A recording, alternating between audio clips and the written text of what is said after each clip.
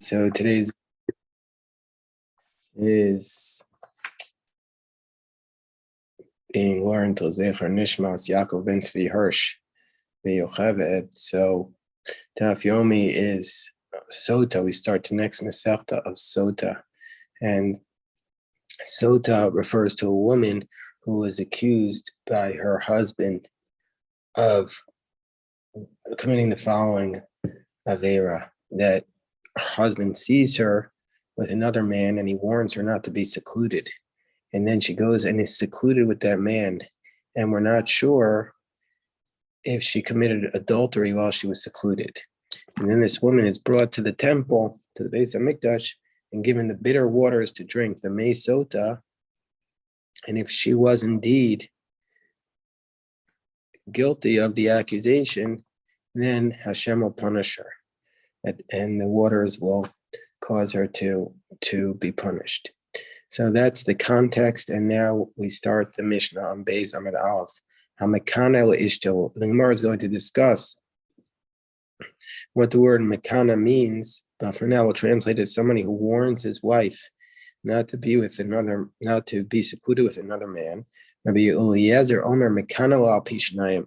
Rabbi Eliezer says this warning takes place on the basis of two witnesses, Umashgal Pi Echad, and he gives her to drink. What does that mean? That if she goes ahead and after the warning is secluded with another man, and he says you're secluded, then we give her the bitter waters to drink. So this giving her the bitter waters takes place on the basis of one witness. So even if there's one witness who says she was secluded, according to Rabbi Eliezer, you would give her, you would make her drink the bitter waters, even on the basis of his own testimony. Rabbi Yeshua Omer, Mekanela Pishnayim, Umashka Pishnayim. Rabbi Yeshua says, no, that you make her drink on the basis of two witnesses. You warn her on the basis of two witnesses, and you make her drink on the basis of two witnesses. Ketzan Mekanela, how do we do this warning? So Omer La Bifnei Shnayim, you say to her in front of two witnesses, Al Tedabriyam Ishploni, do not speak with such and such a person. Vidibraimo, if she spoke with him, Adayin Himu Teres Lebeisa, she's going to be still permitted to return to her husband. But Umuteres Lechol B'Truma, and if he was a Kohen, if she just spoke with the man, she's still allowed to eat the Truma. But Nichnasa Imo Lebeisa Seiser. But let's say after she'd been warned not to speak with this man, she went and secluded herself with him. Vishasa Imo Kedei Tuma, and she remained with him the amount of time it takes to commit the act of adultery, which the Talmud refers to as Tuma. In Nazir, the word Tuma meant ritual impurity. Here, the word Tuma refers to committing the sin of adultery.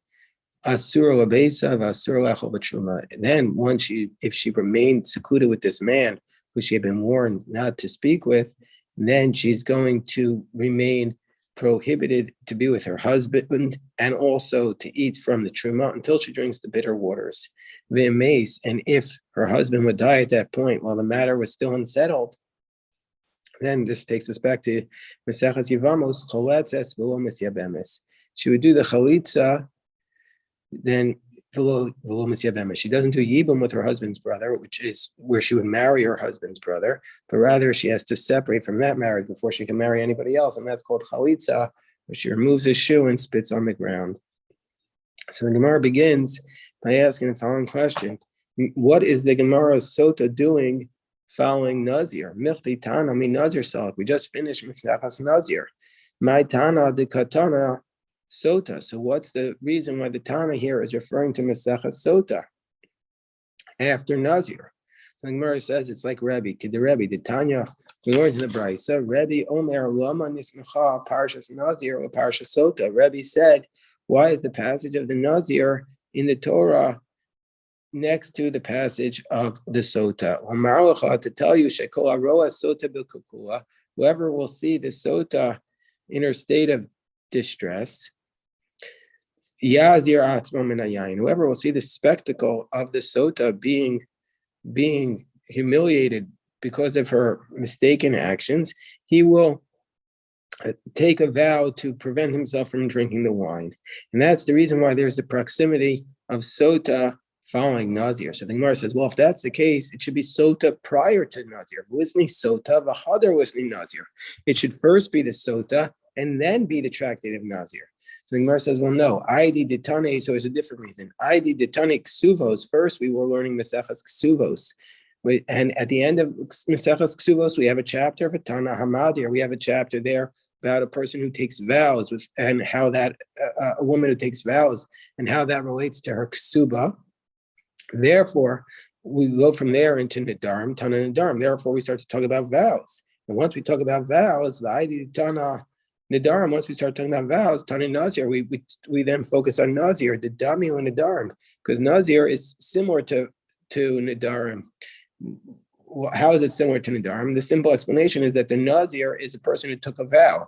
We could also say that Nazir and Nidarim are Gemaras that are what's called Lashon Meshuna. They have different language. Mesechtes Meshunos, they seem to have come out of the same yeshiva belt, that they're unusual, they're different from all the other Gemaras in Shas. The idea Tana Nidarim, once we said Nidarim, Tananami Nazir the Damu Nidarim, Vikatani Sotah. And so then we go to Sotah, like Rabbi said, of the coupling of Nazir and Sotah. So the Gemara says, Hamakana, it says one who warned his wife. That implies the Avid in Lechatchilo, that if you warn your wife, excuse me, that means somebody who warned his wife. That means to say b'di'evet in. That warning your wife is something only b'di'evet, but ideally one should not warn their wife. That means kasavar tana didan, that really the author of our Mishnah is of the position also lekanos, that you're not supposed to be warning your wife not to speak with another man. That it's not appropriate to do that. And Amar Shmuel bar Rav Yitzchak, indeed. Hold on one second, I'm just going to tissue.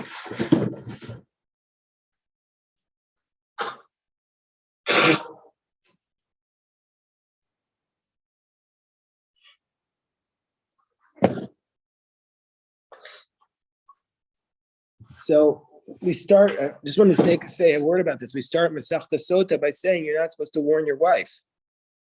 So the whole Masechta Sotah is really about warning your wife. But we say at the beginning, you're not supposed to do it. Then let's go back to Nazir. We say it at the beginning of Nazir, you're not supposed to become a Nazir. If somebody becomes a Nazir is committing a sin. So that's why there's a sin offering. And then, so you're not supposed to be a Nazir. We'll go back to Nadarim. You're not supposed to bring a Nadar. Also, that it says at the beginning of Nadarim, you're also not supposed to make vows. And go back to Yevamos. Abba Shaul says at the beginning, you're not supposed to do Yibam. So all these major Gemaras, and we're saying, don't do it. The rest of the Gemara is all about how you do it, but the Gemara starts with saying, don't do it. So also Lakanos, the Tana of our Mishnah says, you're not allowed to do this.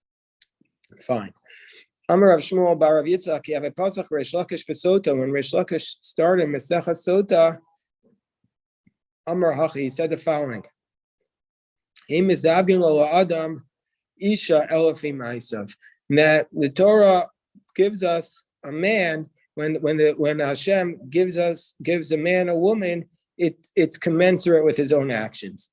Meaning to say, Reish Lakish is saying, if you think that your wife is a sinner, that there's a reason why Hashem arranged for her to marry you.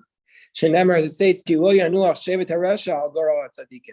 that the staff of the wicked does not fall upon the lot of the righteous. Amar Rabbi bar Rachana, Amar Rabbi Yochanan, Mikashan was the Vagin Kikriyas Yamsuf. And it's difficult to make a match. It's difficult. Nothing's difficult for Hashem. When it's saying the same miracle that makes the splitting of the sea is the same miracle as finding a shidduch. That finding a shidduch is the same miracle as the splitting of the sea. And the pasuk that's cited to prove this is Elokim Moshiv Yechidim by Motzi Asirim Bakosharut. And the pasuk means that Kadosh Baruch Hu is combining a man and women who are individuals. Everyone is in their father's home, and he creates a house for them. And so too the Bnei Yisrael they were trapped in Egypt, and they were released in the good month, which is the month of Nisan. There's also another connection between Yetzias Mitzrayim and creating a shidduch, is that Yetzias Mitzrayim represents the communal redemption. and there can be no communal redemption without there first being an individual redemption. And the individual redemption is people finding their shidduch, and that's what we can't be communally redeemed unless people are finding the individual redemption, is finding wholeness in their life. Amar says, is it really the case that every time there's a shidduch, it's arranged by God? But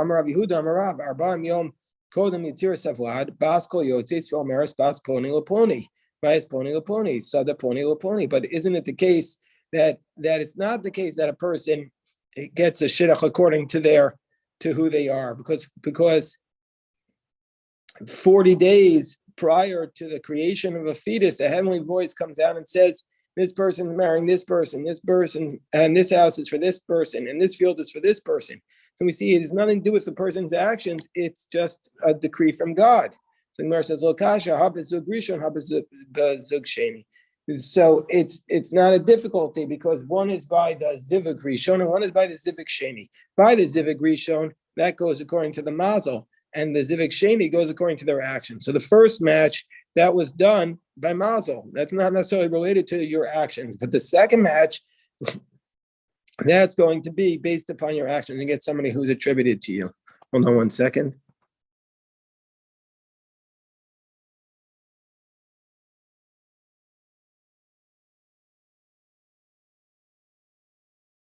Okay, so now we continue. So the Gemara says, Rabbi Eliezer Omer Mekanel al Pi Shnayim. Rabbi Eliezer says he warns her in front of two witnesses, and then when he sees her secluded there, he only needs one witness in order to force her to drink. Whereas Rabbi Yeshua says you need two witnesses in both cases.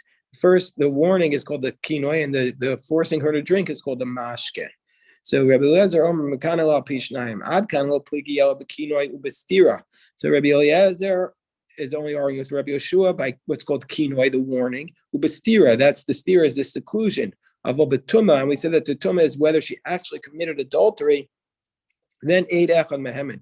If there was one witness and says she she actually committed adultery, then this one witness is believed. What is this one witness believed? What's the consequence? One witness is believed, and as a consequence, she doesn't drink the bitter waters, because the bitter waters are only in a case of doubt. And so then he would have to divorce her, and she wouldn't get the ksuba, and she wouldn't be able to eat the truma anymore. But she wouldn't be subject to the punishment, the criminal punishment of adultery, because that you would need two witnesses. But one witness is believed to force the divorce. So that's, but everybody agrees, even Rabbi Yeshua agrees that by one witness, it's enough to believe him that she was mitam and that she committed adultery. Mitananami, and we also learned in Mishnah, and this is going to be in Daf Lamed Aleph, Eid Echad Omer Ani Ra'isi Shenit Meis Lo Haisa Sotah, that if one witness says, I saw her, that she actually committed adultery, then she wouldn't drink, because the drinking is only in a case of doubt. So one witness we believe. So the Gemara asks the question, how do we know that one witness is believed, biblically speaking? How do we know that, biblically speaking, we're going to believe the one witness? So the Gemara says, the Tana Rabbanan, we learned it from the following brisa. It says in the pasuk about the Sotah woman, it says a man who lies with a woman, and her husband doesn't know, and she was secluded, and she committed the sin.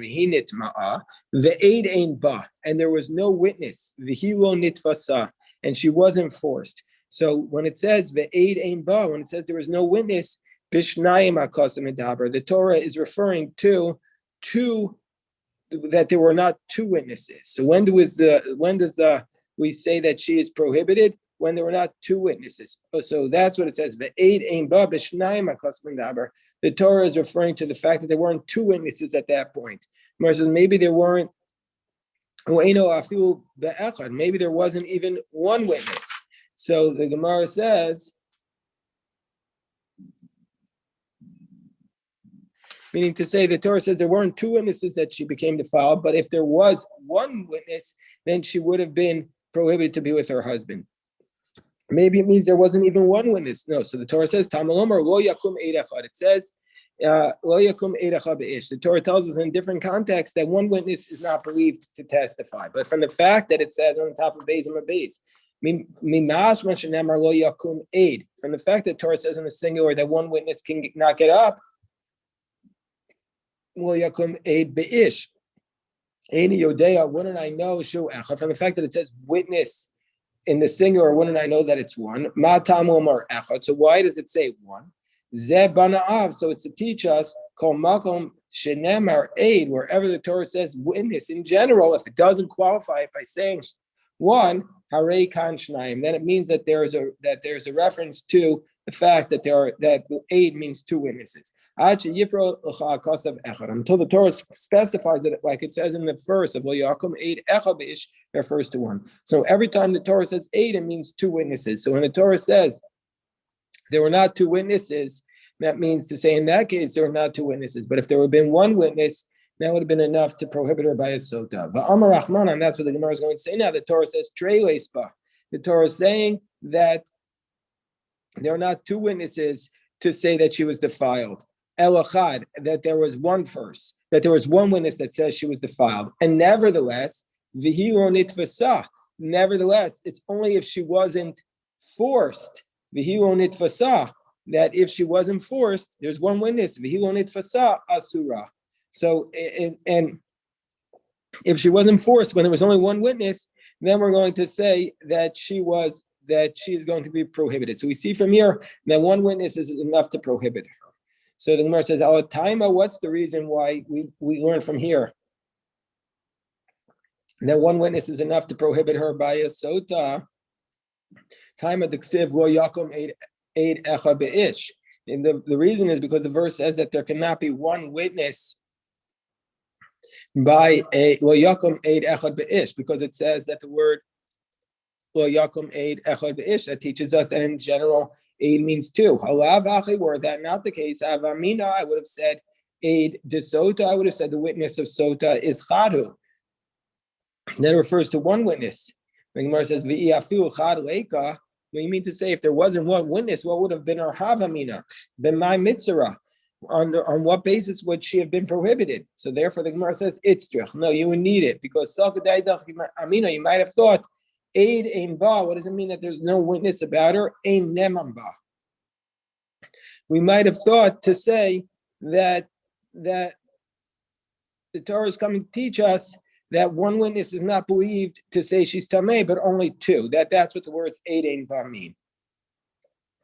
So the Gemara says, you want to say ein neman ba? Now my ba. So if it's telling us that one witness is not believed about here, if that's the case, then what is the pasuk telling us? Adi ikotrei. If it's the pasuk is telling us that she's not going to be prohibited until there are two witnesses, lishto kramine, and let the pasuk not say anything, and we would have known that you need two witnesses. Da'asya davar mimamon, because we would know that in the whole Torah you need two witnesses, like we learn out from as it relates to monetary matters. Anayadana midi dahavia kol edio shebetorah. I would have known by like all other witnesses in the Torah you need two. So, in words, no, itzrach. I might have thought by a sotah you don't need two witnesses. Salgadai techamina, I might have thought to say sotah shani, that the case of the sotah woman is different.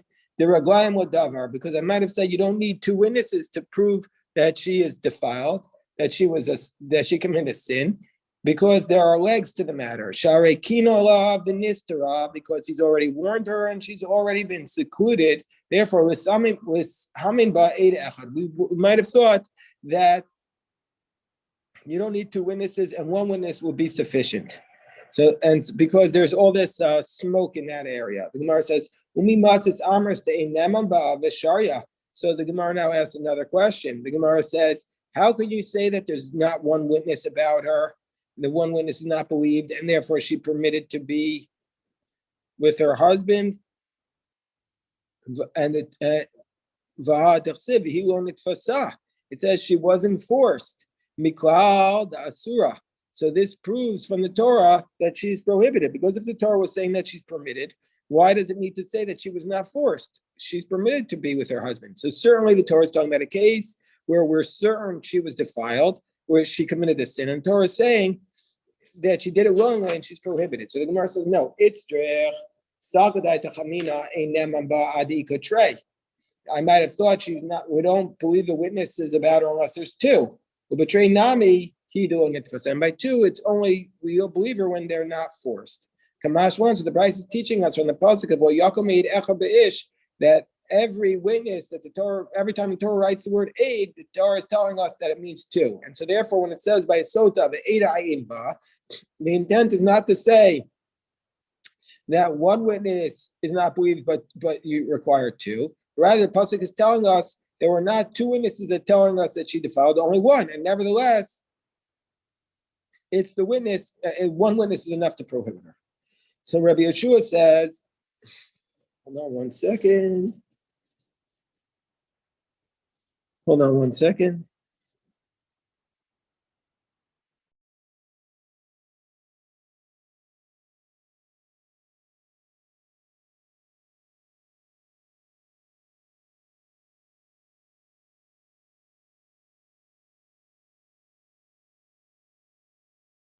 Rabbi Yeshua says that you warn her on the basis of two witnesses. My time with Rabbi Yeshua. What's the reason that Rabbi Yeshua says that you give the stira, the seclusion, also has to be on the basis of two witnesses?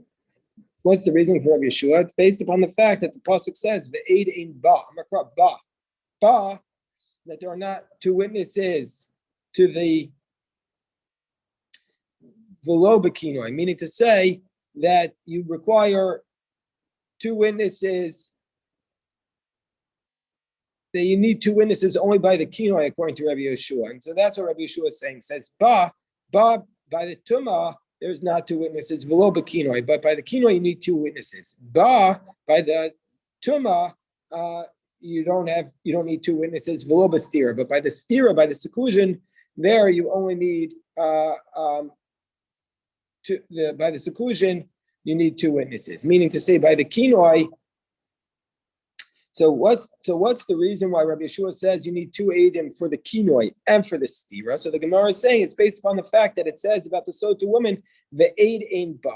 From there we learn that one witness is believed to say that she committed the tumah, that she committed the adultery, if they were testifying about the adultery. But with respect to the kinoi and the stira, there we're going to say you need two. As the pasuk says, Amakra ba, meaning to say, ba, by the tumah, you only need one witness, and not by the kinoi. Ba, by the tumah, you only need one witness, velo bestira, but not by the seclusion where you need two.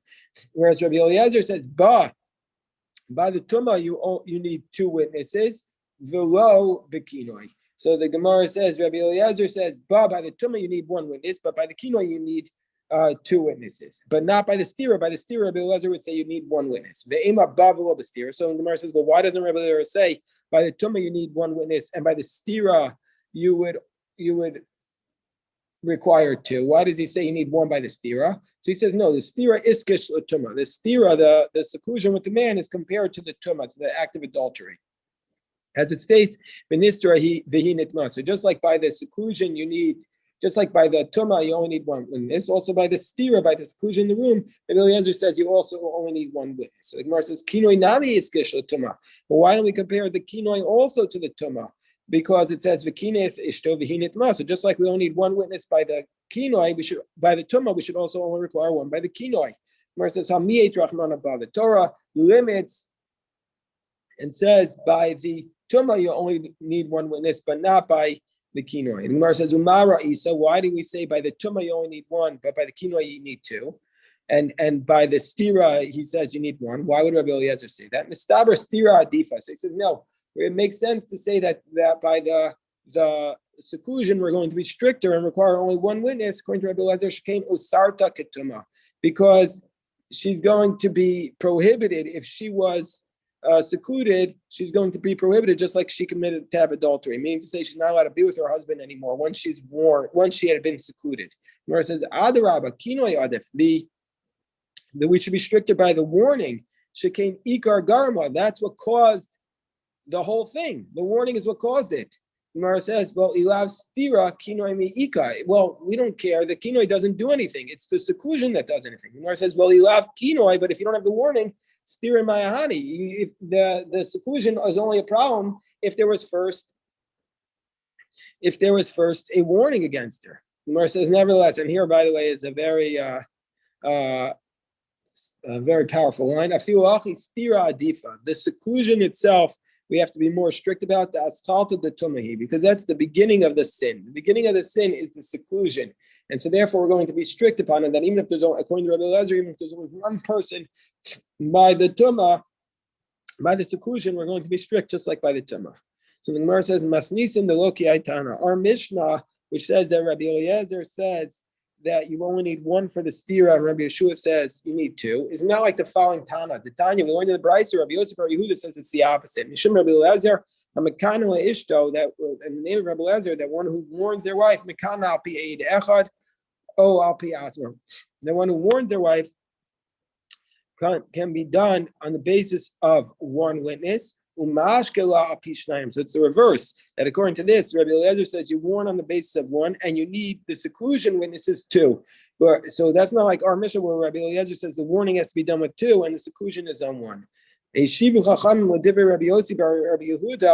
So they said, well, according to Rabbi Yossi bar Yehuda, and they said, that Chachamim said that Rabbi Yossi bar Yehuda says in the name of Rabbi Eliezer, that if that's the case, that anybody if you're going to say that you could even do the warning on the basis of your own testimony, then it's going to cause tremendous problems. There's no end to it. It's, by the way, the same as the beginning of the first Mishnah Pesachim. This is relevant for the halacha of the day, because about a mouse, maybe a mouse brought in the chametz after your bedika. Mar says, well, then it's reductio ad absurdum. There's no end to it. You're going to allow a husband to warn his wife on his own and start this process of the sotah. There'll be no end to it. So we're not going to allow it. So Rabbi Yossi bar Yehuda says that Rabbi Eliezer is saying you need two for the warning. My time with Rabbi Yossi bar Yehuda. What's the reason why Rabbi Yossi bar Yehuda says that you need two for the warning? It says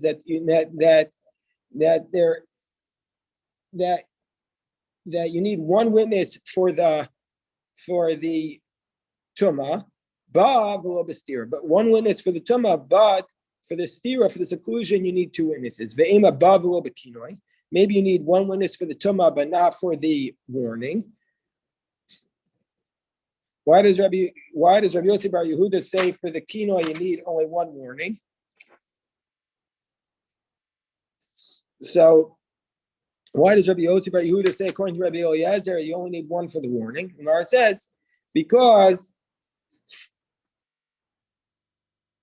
right? The Gemara says, kinoi is tumah. The reason why Rabbi Yossi bar Yehuda says for the warning you only need one witness is because the kinoi is compared to the tumah. Because it says, v'kinei es ishto v'hinit ma'ah. It's because, so therefore we see that kinoi is compared to the warning. So the Gemara says, well, stira nami is tumah. Stira is also compared to the adultery, because it says v'nistara v'hinit ma'ah. No, ahu, that's telling us ahu's lekama shir stira. That comparison is to teach us how long you need to be secluded in order for it to be sesira kedei tumah, the time it takes to commit adultery. So the Gemara says, but what's the next line? The Chachamim said to Rabbi Yossi bar Yehuda had argued that in the name of Rabbi Eliezer, you only need one witness for, or even himself could do it for the kinoi. Chachamim said, then there's no limit to it. So the Gemara says, my niyu, what's the Chachamim mean? The zimnin de lo kani, that sometimes he won't have warned her, but amar kanai, and I'll say I warned her. So the Gemara says, so that's why he says you need two witnesses for that point. Gemara says, well, our Mishnah, how Mishnah saying yeshul davar sof. The zimnin de lo istater, but amar istater. Well, even according to Rabbi Eliezer, even the Chanim who say that Rabbi Eliezer says you require two for the warning, they still say you need two for this. They still say you only need one for the seclusion, or even himself. So he could just say she was secluded even if she wasn't. So that doesn't solve anything. So Amar Rabbi Yochanan, that you need to say Afla Divrei Rabbi Yossi bar Yehuda Eno Davar Sof. The Gemara that the Chachamim are saying also according to Rabbi Yossi bar Yehuda, there's no limit to it. Meaning to say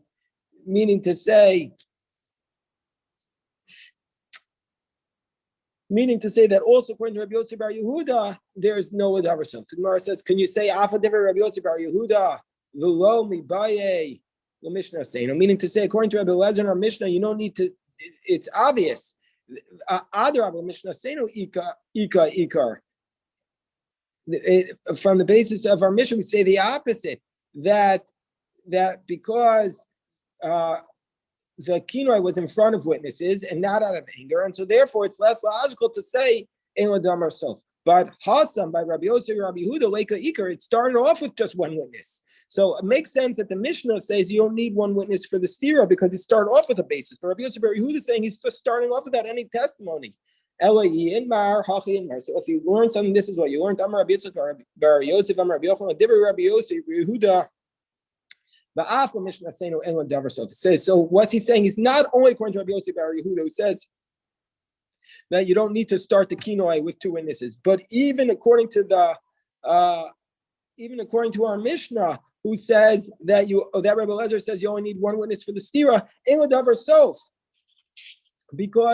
because there's not a strong enough support. You need two witnesses also for the seclusion, or else the husband can make these false claims. So Amar Rabbi Chanina Misur lo lema inish is to say bisman hazeh lo tistri b'hadei poni. Nowadays, a person should not say to his wife, "Don't be secluded."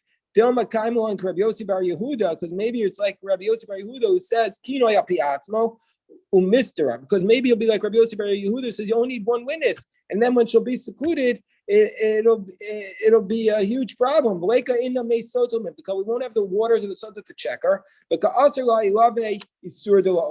And then she'll end up becoming prohibited forever. And we'll stop here with the recording, and we'll say it again at